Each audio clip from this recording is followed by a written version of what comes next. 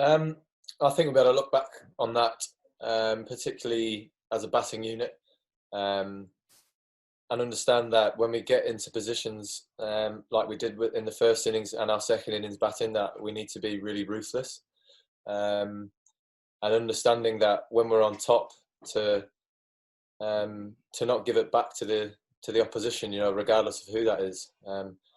If we had another 60, 80 runs to play with today, obviously it would have been a different game, and we had opportunities to do that in both innings when we had the bat in our hands. So, look, we'll be able to take a lot of learning from it,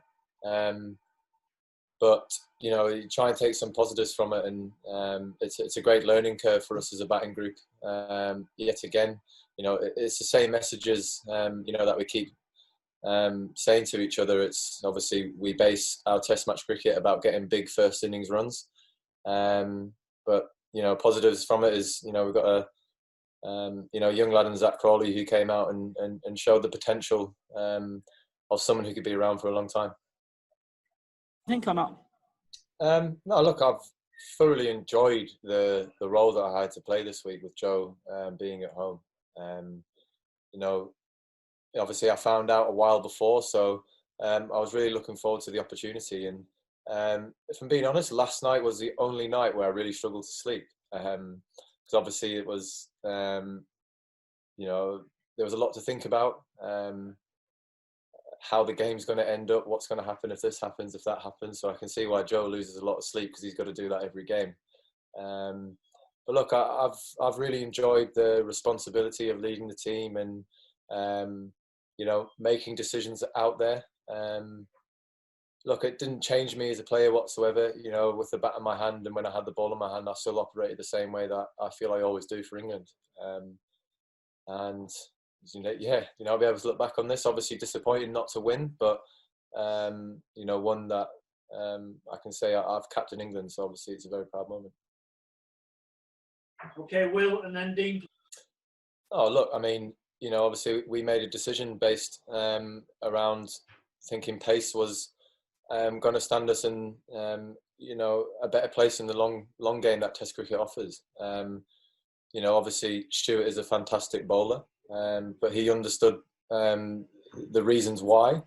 But looking at the interview he gave to Sky Sports, I thought it was absolutely brilliant. To see the desire and passion that he showed in the answers that he gave.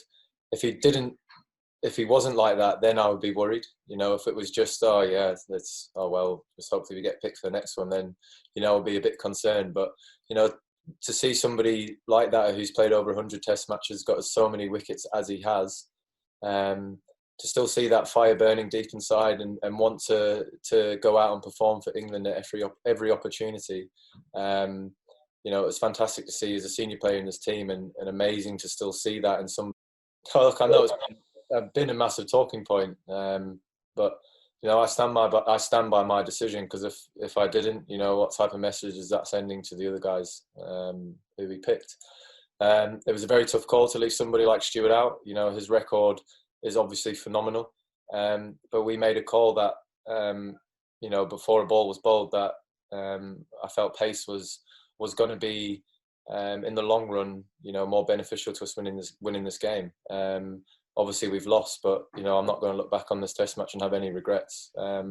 It shows that we're in a great position as a team to be able to pick so many bowlers, and to leave someone like Stu's quality out is a great place to be at. But look, I stand by my selection. Because as I said, if I regret anything, it doesn't send the right message whatsoever to the other guys who played. And was it just for